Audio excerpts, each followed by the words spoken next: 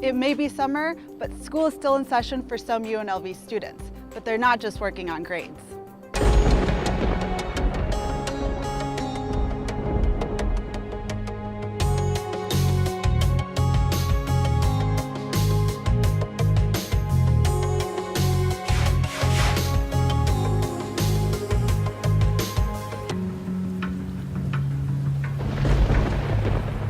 Welcome to the Flood Channel. I'm your host, Beatriz Martinez. Here at UNLV's College of Engineering, we have graduate students working on real-life flood control issues, and what they find might affect how we build projects in the future.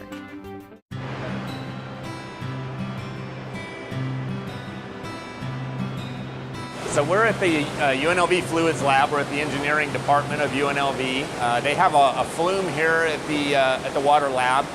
We've entered into a partnership, a research agreement with UNLV to take a look at how flows when you have a channel and you have a lateral pipe coming into the side of that channel. How does that affect the flow in that channel? And so they're looking at different scenarios with this flume to have water come in the side of the flume as water's flowing through it to see what happens as far as waves and things like that to that flow in the channel as those pipes are coming in from the sun.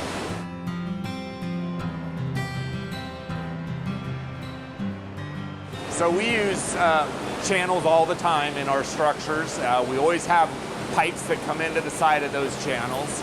And so it's really important for us to know what happens to the flow to the water inside of those channels when that water is coming in from the side. How is that interacting? And so it's important for us to know that because we want to make sure that that stormwater stays in the channel, that it doesn't splash out or create waves that creates problems for us in our flood control system. Parrish is a UNLV engineering alumnus, and he thought of his alma mater when the district needed to study flow rates.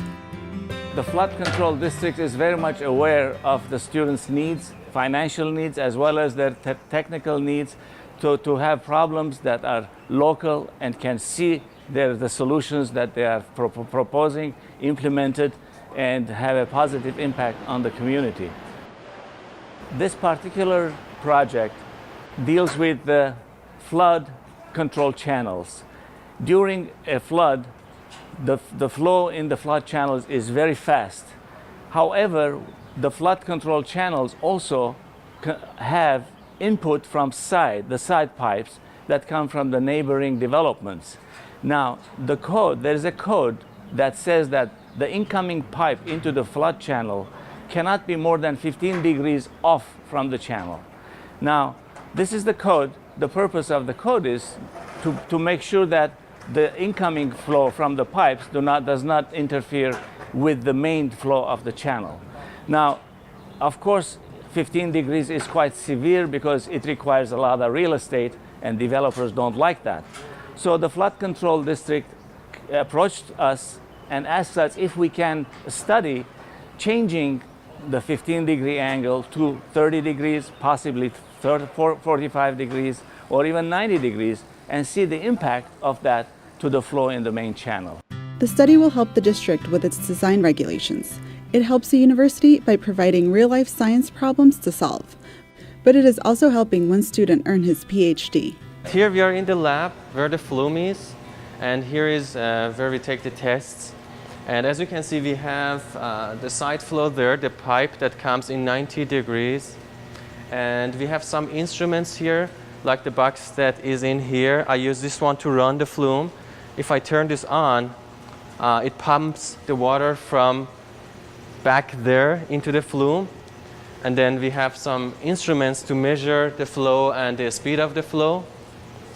Like this instrument that we have in here, it shows the velocity and the flow rate of the water flowing in this channel or the flume that we have in here. And the sensor is back there that measures the height, the velocity, and the flow of the water. And also I have a laser meter in here. I use this one to adjust the slope of the flume. Also, I use these keys to increase and decrease the slope in order to get different fruit numbers. So for this experiment, we are using fruit numbers for subcritical flow, critical, and supercritical. All is done by adjusting the flow rate and also the slope of the flume. All of our engineers are here today, so they get to see what's going on with the physical model as well. So it's a great learning experience for us, it's a great learning experience for them, and at the end of the day, it just really helps us to have a better flood control system through the Las Vegas Valley. Students were working to test different angles of side streams into the main channel. The main difference between subcritical and supercritical flow is the velocity. And as the velocity increases, the effect of side flow changes. So we are looking for different fruit numbers and different velocities of the flow and different ratios of the main channel flow in the side flow to see how it impacts how water flows and how it backs up because of the hydraulic jump in the channel. We have just done the 90 degrees so far, and we are planning to decrease the angle, the approach angle of the pipe to 45 and then probably to 30 to see how it impacts how the water flows and how it backs up because of the side flow that comes into the channel. Well, we have a great partnership with the Flood Control District, and I want to thank Mr. Parrish for his contacts and continued interaction. It's a great benefit to us because it helps our students see the practical nature of what they're trying to do. It gives them opportunities to work on real-world problems while they're studying, and of course provides important funding for them as well. We also believe it's very beneficial for the district. We have some really talented faculty, and having them interact and be part of finding solutions to problems that here in our community is really what we're interested in, and I think it can benefit both parties. When Dr. K first started in UNLV 30 years ago, the entire College of Engineering had 4 faculty members. Now there are 20 and hundreds of students going through the program each year. Mr. Parrish used to be my student in the undergraduate courses, and then he got a job at the Flood Control District, and then we lost contact, but 3-4 years ago he contacted me. He says, Dr. K, we'd like to have you do some research for us. And then we got together and we started talking about what kind of research they want. He said we have several issues that the flood control have, and we think that you can help us. And the reason we can help him is because we have a big flume here that has been there for a while, and we could use that to study the problems that he has identified. So the College of Engineering has grown rapidly in the last 5 or 6 years. We're up to 2,800 undergraduate students this year. We have a variety of majors. Our graduate programs are growing. Our number of PhD graduates is growing. We're working in every direction. We have great departments, and all are moving up in national rankings, and have great faculty. So things are going really, really well for us, and the future looks really bright. In the lab, the student is beginning to hypothesize. It's possible that the angle can be increased at higher flow rates. His dissertation won't just be put in the library. If I see the outcome of my work, my study goes into real world, for sure it feels good than something just, which is abstract and is completely mathematical, and just after finishing the dissertation, it goes to the library and no practical output out of that. So this is actually a very good aspect of this project, that after finishing this, I know that the code is going to be changed according to what we have done here, and I will see the actual result in the real world. We want to provide pragmatic solutions that can be implemented, and I think this project is a good example of where we may be able to help everybody in one set and make sure the community is safe, but make the developers make it a little bit easier and more practical for what they're doing.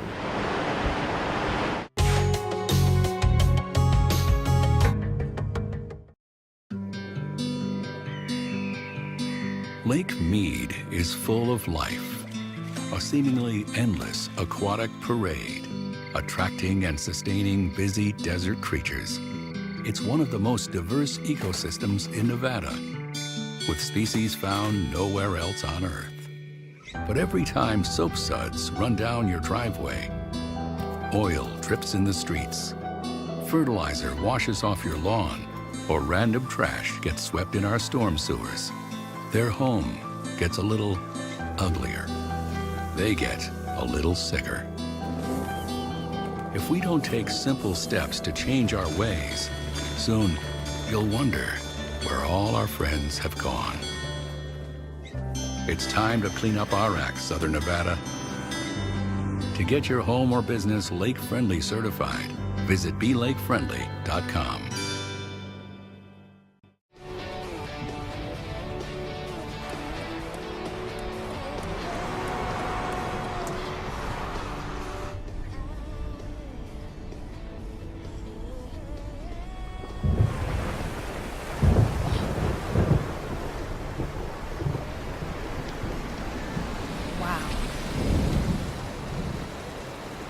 Mind the road.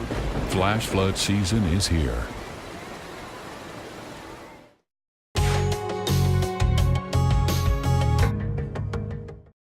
Summer in Las Vegas is famous for its heat, but it's also flash flood season, and it's important to remind everyone about the season's biggest danger. One of the ways we do that is through our advertising campaign. Part of the Regional Flood Control District's mission is to keep people away from floods, and that's done each summer through a combined effort between staff and an advertising consultant. Robertson Partners was selected again to produce this year's campaign. We kind of came up with an insight many years ago about, the way the government tried to inform and change people's behavior. Found out that people respond negatively when authority tells them how to behave. Like for instance, when you say just say no to smoking, made a lot of kids want to smoke.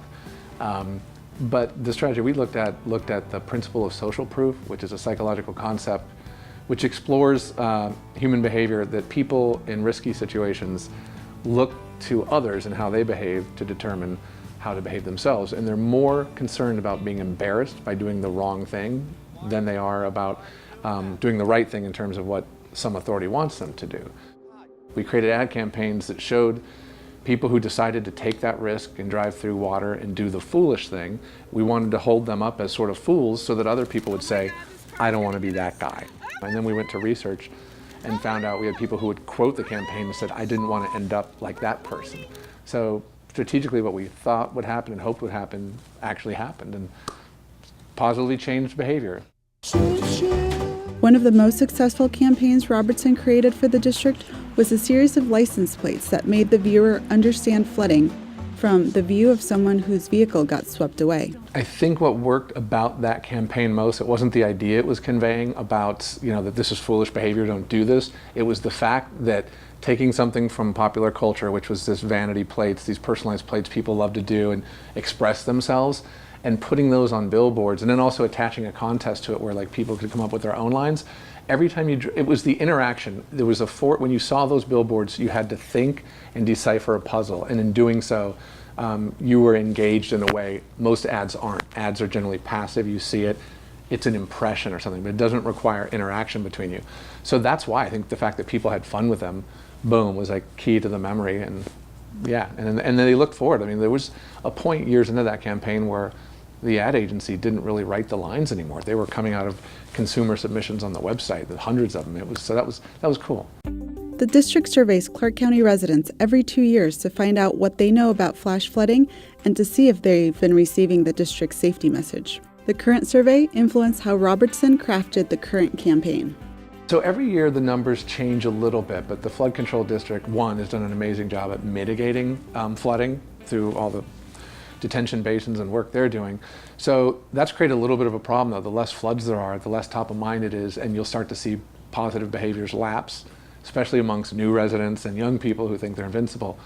And we saw that in the last round of research where all the numbers were strong on what to do in a flood incident, but when you got down to like 18 to 20-year-olds, the numbers kind of flipped and you saw they were willing to take a risk, like, I think I can make it, or I'm late for work. They had some excuse, we saw in their quotes, as to why they would go for it.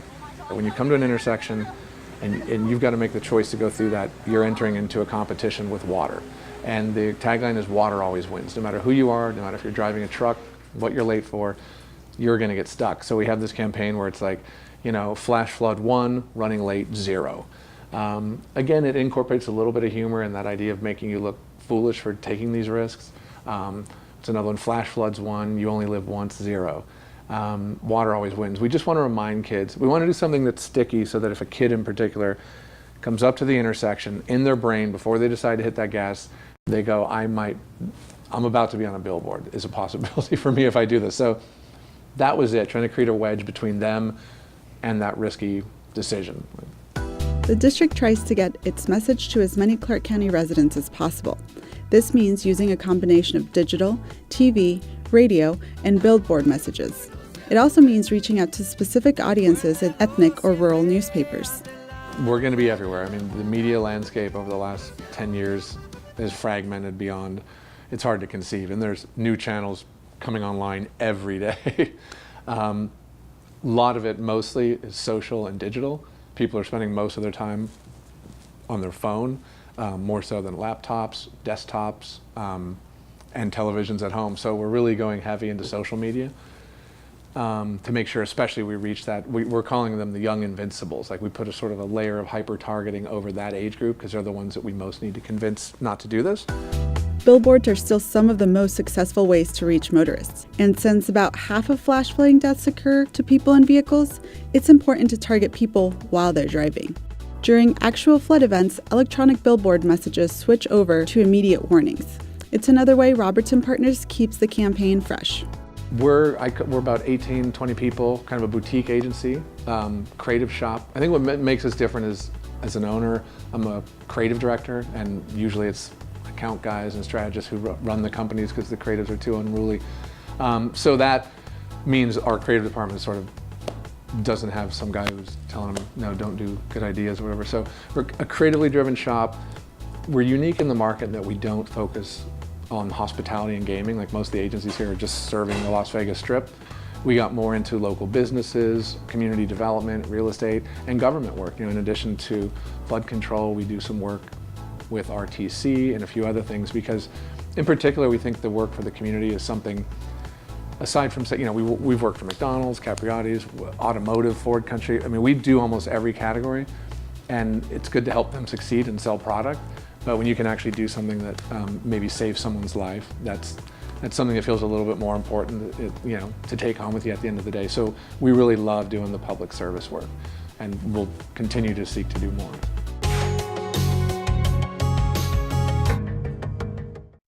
Flash flooding can happen on any day and in any part of the county.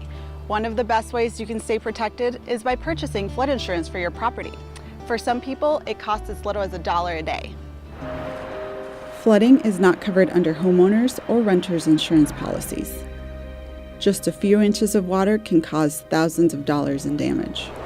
Policies can cover up to $250,000 for single-family homes and an additional $100,000 for belongings. For most residents, policies are an affordable way to protect against Mother Nature. One thing to remember is that the Federal Emergency Management Agency requires a 30-day window before a policy can take effect. This is to prevent someone from purchasing insurance in the days before a hurricane is forecast to hit. In Las Vegas, you should consider flood insurance if you live next to a wash or channel. Other times insurance is a good idea if you live next to a wall to a street that floods, if your property has flooded before, or if you live at the bottom of a cul-de-sac. If you want to buy flood insurance, you can find more information on our website, befloodsafe.com.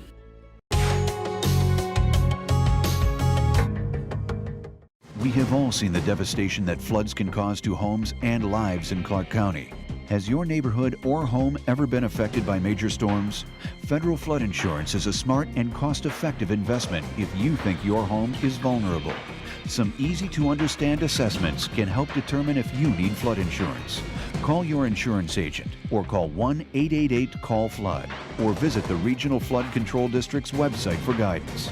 See if flood insurance makes sense for you. Although my car almost tipped over on its top, it didn't.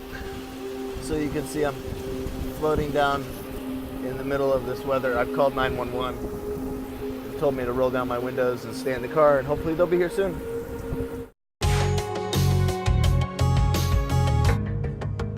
One more way we try to keep you informed is through our annual press conference. This year, we partnered with NDOT to showcase a storm drain project along US 95 in Northwest Las Vegas. The district held a press conference in late June to raise awareness of flash flood dangers. Media came to a large shoulder along US 95, where a $20 million flood control project is underway. We feel the project here along US 95 is a win-win for both drivers and for public safety.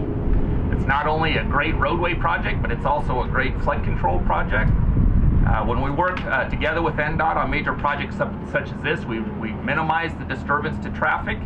I know it's inconvenient for the traveling public when a ramp's being closed or a lane is being closed to allow for the construction of these projects, but we feel that the inconvenience to the public is short term, and at the end of the project they'll be enjoying a great roadway to drive on. It's really got great flood protection. We are updating our public awareness flood advertising campaign this season. Our motto is "Water always wins" this year. That's our phrase this year that we're promoting. We're trying to reach new residents. We're trying to reach younger residents in the Clark County area. The campaign shows the power of water, what it can do to vehicles. It's using actual footage of people that maybe have made a poor decision and driven into an area they shouldn't have driven into, and we're paying the price for that. And unfortunately, we've got quite a bit of video footage that we can choose from. So we're trying to curb that and get people to make good decisions, don't drive into flooded areas.